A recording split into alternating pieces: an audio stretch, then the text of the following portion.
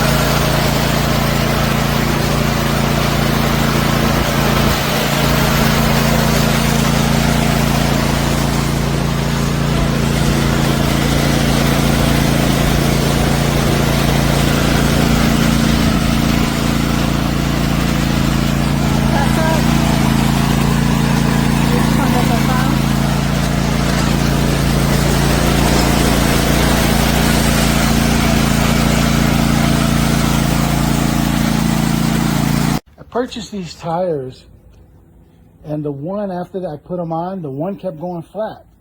So I was checking to see why it's going flat. It's a brand new tire. It seems to have a hole or something in it, like a pinhole. There's nothing there.